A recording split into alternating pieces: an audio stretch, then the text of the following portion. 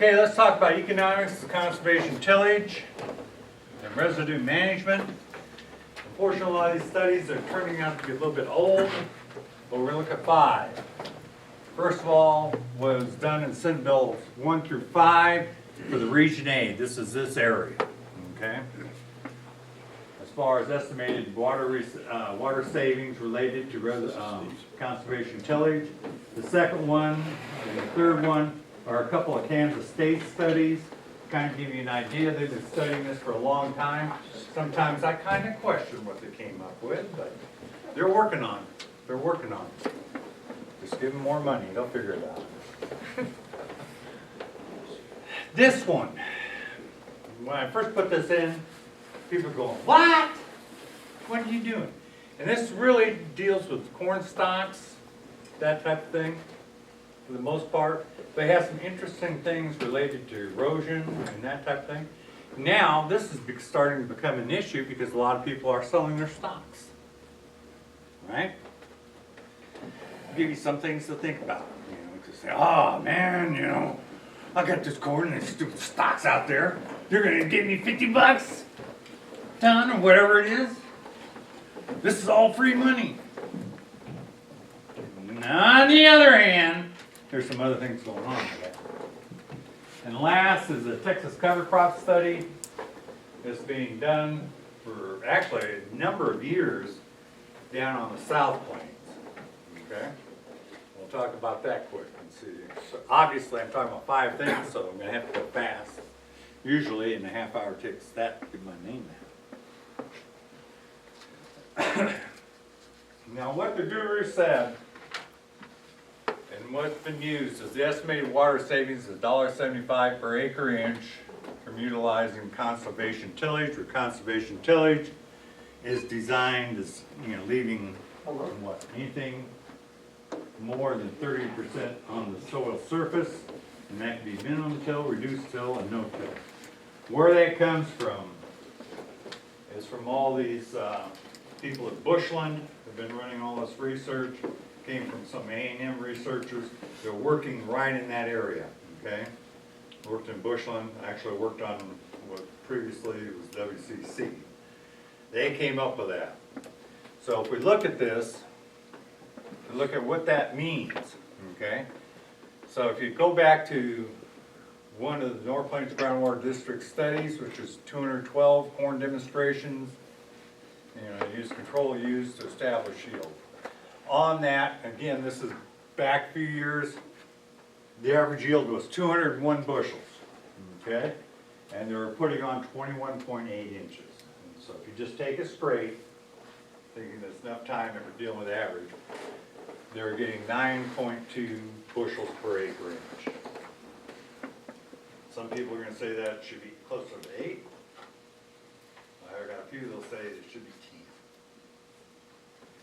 This is not a problem. Just using this to get a number.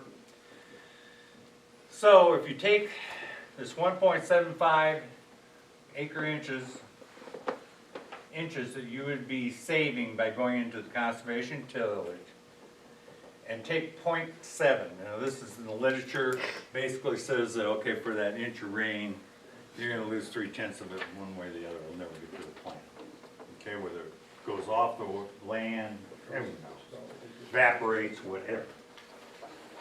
So you take that, 9.22 bushels per acre inch times 1.75 times the rainfall adjustment, that works out to be 11.3 additional bushels. You can see some other things that won't necessarily apply. Okay? So, if you just look at the gross benefits, I took out a harvest cost of 35 cents a bushel. And I don't know why I did that. Sometimes it just depends on if I've had a margarita or 2. But no, this comes out of the 2020 custom harvest rate statistics. I'm sure that's much higher going in with everything else coming up to this year.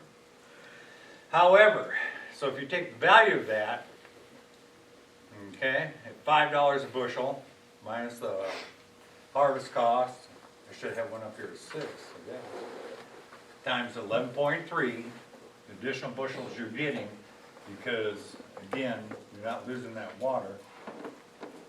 That works out to be about $52 an acre, $35 an acre. It's down here at $3.50. Okay, just to give you an idea. Right? You look at the other part. Think about, though, that doesn't include additional fertilizer you have to apply, additional chemicals or machinery costs, whatever.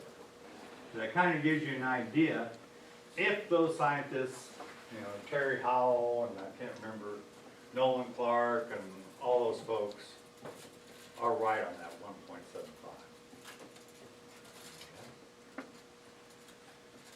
So this is conventional versus any form of reduced or whatever tillage. Now, this is Economics of Tillage Systems 2005 study, and it compares completely no-till to either producers using conventional or reduced tillage practices by region of the state. This is out of Kansas. Now, the thing I want to point out, this is 86 through 2004 time frame, and it includes soybeans, sorghum, wheat, corn, but everything's growing dry land. So to me, when you look at it, this should be on our extreme, okay, compared to the irrigated.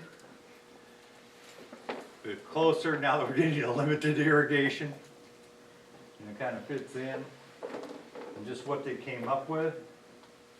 And that just kind of gives you an idea of the rainfall that they're dealing with. 14 to 19 on the west side, 24 to 30 on the central part. I'm not going to worry about the eastern. And this is what they found, the tillage impact on yield. Okay, and this is a wheat fallow, this is a wheat row crop fallow rotation. Okay, and this is Garden City, so obviously it's just to the north of us. They found that they popped the corn yield 26% compared to the conventional tillage. 11% on the milo, not much so much on the soybeans. Sunflowers 11%, okay, 17%. And again, this is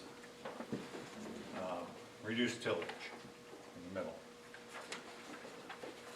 This is out of Tribune from 1991 to 2004. They showed it on a wheat milo fallow rotation. They found that they increased wheat yields 15%, and they increased on the no-till 26%. Okay, 60, 93% on the.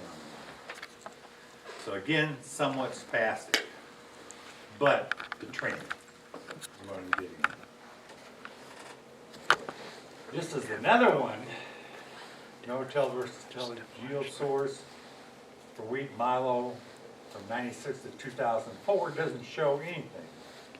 It actually shows a negative relationship. So how this works in, I do not know. Cost comparison, and the only thing I really want to point out is continuous till versus no-till. You think about it. You got less equipment in one game. You got more chemicals in the other. Different types of equipment, and this shows up in a little bit further study. But the only thing I want to point out is they're basically about the same. In fact, if you looked at it, and this is out of North Central Farm Management Association, cost of the continuous tillage versus no tillage, and then the harvested per acre, continuous tillage or rotational tillage, because you're harvesting more acres, have less bust in the crop with the no-till. Basically, it's a wash on cost. Okay, this is another study from Kansas State. It looks at no-till versus partial no-till conservation practices. Could be conventional versus everything else, conventional no-till and that. And this is an ongoing study. They haven't updated in the last 6 years. And you see the crops included. I just put this up here to show you the number of farms that they're tracking this on. So we're talking about around, well, okay, let's go to the South Central. They're talking about around 32 or 3 no-till, and around 150, 160 tilled. Okay, so it's a fairly big sample size. And basically they're showing the expenses from no-till being higher than till. Okay, and one of the reasons was this machinery. Notice that the machinery in the no-till was higher than actually the conventional till, which to me is kind of, huh? You're doing less tillage. But the logic when you look through the article is that a lot of them are starting to go no-till, which means that the equipment for the no-till was a whole lot newer than that tractor you had for 30 years, okay, or 20 years. They're buying no-till planters and all this type of stuff. Fertilizer cost was higher for no-till, okay? They were putting more fertilizer on the no-till. Now, if you look at the corn yields, there wasn't a whole lot. And again, this is all dry land, okay? Corn yields were slightly better later on with the no-till. The sorghum yields were pretty solidly in favor, and that kind of makes sense of having a no-till, okay? So it's not as effective in the corn, more effective in the sorghum. Wheat yields about the same. I threw this one in here as a reminder, because I got asked this question a lot, especially usually by a landlord. My tenant went no-till on me, and all of a sudden I'm getting all these bills. Should my lease agreement be moved? Changed? Yeah, should. Because what you got is two different situations here with land, machinery, fertilizer, and what's shared and what's not shared. In the first one, you're just sharing in the fertilizer and insect control. On the second one, you're sharing in the fertilizer, insect control, the herbicide application. Okay? Now you see where it originally was. It was 32.5%, 67.5% of the landlord paying 32%. And as you move there, when you're only sharing the fertilizer, it moves up to 33% to be equitable, okay? So everything's being paid on the same percentage. There, we're sharing more stuff. It went from 36 to 40%, okay? Because the landlord is providing less, or is it providing more of the shared agreements? Obviously, the machinery still belongs to the tenant, but everything else is being shared. This is going up, less machinery, less operations involved. I just thought that's always interesting. Now, residue management. This one was out of 2013, and it focused on corn residue management, and it looks at the costs associated with the removal of residue, the hidden costs associated with it. So what they did is they went ahead and looked at 3 different levels, okay? Removing 30%, 50%, or 70%. Now, when you got up to 70%, you had to chop the stalks, is what they're assuming. And at 50% and 70%, you have to rake the stover. In all 3 cases, you have to bale the stover. And then, of course, you're going to have to move it, okay? So when they started putting this together, it's costing about $38.5 to, at the 30% resident level, 72 or 110, okay? At the 70% level. Chopping stalks they had at $11, $6.20 for raking, and at that time baling was $21.25 per ton. To move it was $6.25 per ton. I'm setting this up here. Now, one of the things they went ahead and did is they sampled nutrient value on all that, on the stalks and that were removed, and basically they priced it nitrogen, phosphate, and potash. And this is the amount of pounds per ton from the stocks, okay, for a pound per ton. 16 pounds of nitrogen, 4.720. So this gives you a total value, looking at that, about 10 bucks for the nitrogen, 3 bucks for the phosphate, 10 bucks for the potash, okay? So really, you're pulling out 23 bucks per ton, okay, the nutrients, when you go ahead and sell that to, where are they going, dairies, what? Them dairies. Now, soil loss, and I think this is interesting, as this was a clarion soil at 2.6% slope. So clarion soil is a heavy soil. Now I'm talking about Iowa, that if you don't take any off, you're going to lose about 0.43 tons per year. If you go to a chisel, you're going to lose about 2 tons per year. You take 70% of that residue off, you have less cover, it's going to take 3.4. So when you start putting it together, you're taking 30% off, and this is at a corn yield of 175.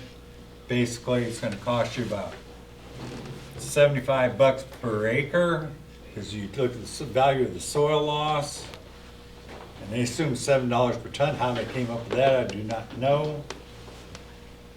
And then you look at the cost of the nutrients lost per acre. You look at the cost of the cost of the corn stover harvest. They're talking about 75 to 198. Okay? So there's a lot of value, or a lot of value cost. Steve, wouldn't you assume that that would be different for us? Because it looks to me like chiseling might be better here with wind and water erosion. What might be taking part of what they're, if they loosen the soil too much? Yeah, that could be part of it. Again, you're trying to compare across two. And the other thing I come back to, though, think about the wind in Iowa versus the wind here. So That's what I mean. it's a back and forth. To me, it's more what I'm trying to bring about is the food for thought. But yeah, I can sell the stocks, and it's a value added. It's period. No, you're giving up some stuff to make this thing work. And this kind of gives you an idea. I thought about updating this, but then I have to. And I might get there. Yay! So basically, if you look at it, and they sold it for 30 bucks, okay? And basically, you'd be taking 1.4 tons off. So you go back here and you took that cost, you'd be losing 33.80. At 70%, you'd be taking 70% residue. Okay, that'd be 30 times the 3.4 times the cost, minus the cost, that'd be 96. And I think the point I want to come down to is when you look at it, it becomes around that $55, $60 range before things start to become profitable. Okay? And let me look at that agenda. What time am I, gentlemen? I don't want to, am I pushing too hard? Pushing too hard. Pushing okay. Dang. I've been zipping faster than I needed to. Okay, this is a kind of an interesting one.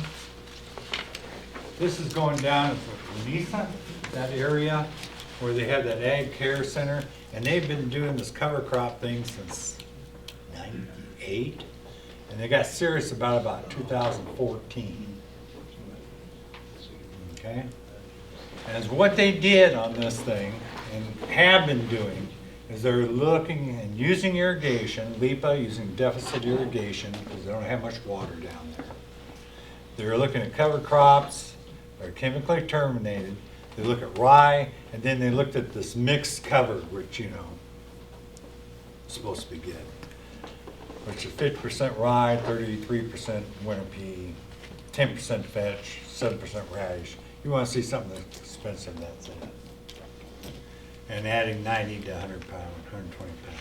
The only thing I want to point out here is that the organic, you know, they measured it from 2015, 16, and 17, that the organic levels are moving up. This is continuous till, reduced till, and this is the, no, this is the rye no-till, and that's a mixed no-till, to show you how this carbon is moving up. See if I can get that. If you start to look at it, look at these units as grams per kilogram of soil. So when you look at it over the 3 years, it started up here at 3, and we've added another 1.5 grams in 3 years. Organic matter. And that's my point there, is that you're either adding organic matter when you start to add some of these different cover crops, but it's a really, really slow process. And I think you'll find that out when you talk to our soil scientists here. The other thing I want to point out is the yields coming off, the water use efficiency, and the yields, you don't really see any improvement from the conventional tillage, which went from 887 to 1243. The water use efficiency wasn't really any different. And I would expect that to improve as we got to the no-till and the mixed species cover. But as an economist, I always like this one, okay? You look at the revenues generated from those. Here was the input costs, okay, that they had. You can tell on this mixed one how much that mix cost. But when you start going over here, here are the yields, here is the gross margin, okay? Notice that we do not see really any improvement by the time we take out the input costs.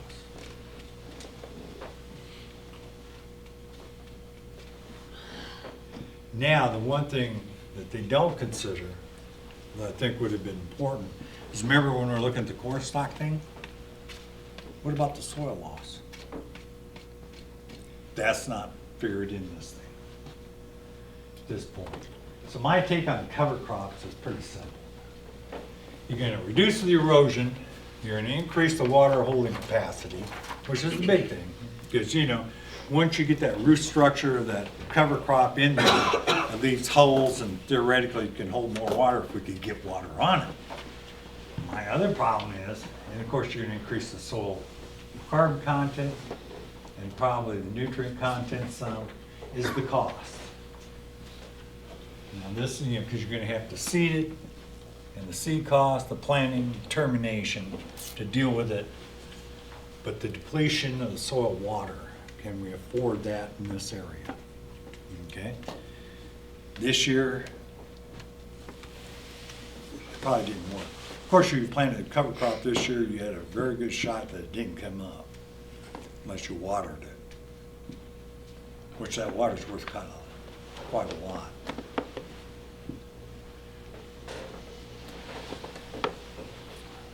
Are there yield increases? And all the stuff they're showing down there, they haven't been able to find a whole lot. Okay. But you think time there would be, but are you going to be farming for 10 years, 15 years? I don't know. Because again, this is related to cover crop.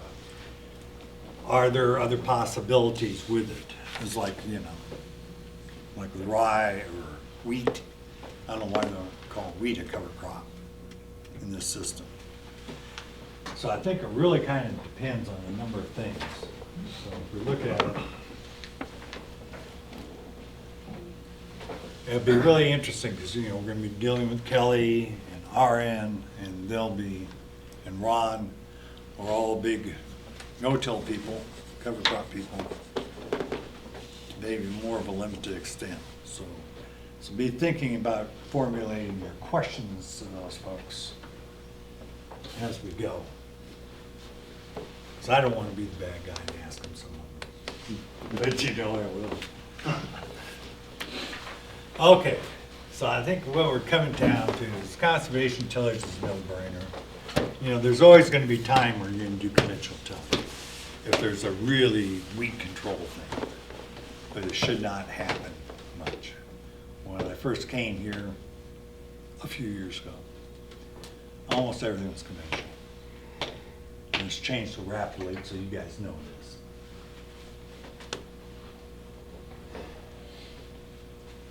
Kansas State says that in semi-arid or limited irrigation situations, cost is going to be very similar between conventional and no-till. They showed in one of the studies an increase in net income $20 to $30 an acre on their no-till deal. Now remember, when you're looking at the Senate bill stuff, and you had all those gurus, they're saying, okay, just get it down to a strip till, no-till type thing. But there is money there to do that. The Iowa State study, okay, concludes that to harvest corn stalks, it's just not about the price and harvest cost. You gotta look at the fertilizer and soil loss. And I think this is the biggest thing. And roughly, and I should have had that about 55 to 60 is what they were finding at that time in 2013. So when somebody comes along and offers you 50, 60 bucks an acre, is it good or is it not? Because remember, you have that soil loss that's going to be in there, okay? In particular, reduced organic matter, soil health, you got all that playing in. And you may have to put a cover crop on it if you want to keep the soil loss at a minimum, if you cut it down bare. On the Texas cover crop study, okay, is what they're following is that you can improve the soil health, the pH, soil erosion, less herbicide. No, they got that. Increase holding capacity, which is a big thing with it. Potential nutrient content can vary considerably depending on the cover crop. Different cover crops have different results depending on the root structure. Are they a legume, this type of thing. However, you have to offset that planting, termination costs, and water use. And I think the jury is still out. I think it really will depend on the crops that you're growing. If you're growing cotton, you probably got to have a cover crop, for sure, because you have no residue. Or else you can go to reduced, just a reduced tillage system where you're leaving a lot of the residue, and that'll keep it down. You may not do. But cotton on cotton in rotations, a different game maybe, I don't know. Those are the types of things you need to guide. Do not forget that you are talking about the reduction in soil health or soil loss on that thing. And do not forget that you are using water out of that profile. And now I can see, Justin, this might be a good one for you. Historically, go back and put in those rainfalls and see when you're going to be depleting that soil moisture to such a level that you're going to hurt the next crop. It's just like when I get down to accounting, I will argue with people, you grow cotton, irrigate, you grow cotton, you're sucking, you put I put 10 inches on my cotton. Look at me. How much of that profile did you use relative to if it had been in corn? Just to note that when you come back even on the cotton corn rotation type thing, you're coming back to corn, you're going to have to fill that profile back up, where after the corn, there is some profile left that the cotton will take. And that additional should be charged to the cotton. The additional profile you have to filled back up for the corn. I think that's, sometimes we miss that in assessing those two crops.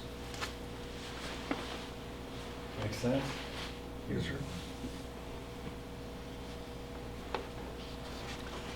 Cover crops again, just not.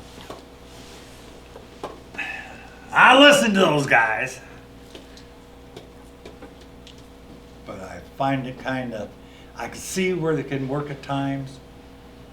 But God knows, if I knew it was gonna rain, then I might go cover crop, build it. But if it's not gonna rain, fill that profile up, and I gotta fill it up with irrigation. And what, not only previous year, but what that cover crop used. In addition to the cost with everything else, I have a tough time with it. I do at times. But it really will depend on that rotation, what you do. Okay? Because that soil loss becomes a factor in there. I think if they don't make enough of a case for that. Because in here, you know, it gets windy once in a while. A hell of a lot more it does in Iowa, from what we saw. In fact, I remember when the first few years when I was here, I used to talk about, well, what you need to do is just plant it in New Mexico and let it blow over your field. Hopefully it's gotten better than that. You got any questions about this? Again, it's a rapid fire type thing, just trying to set the base for you. What's going to be discussed. We got some good people coming.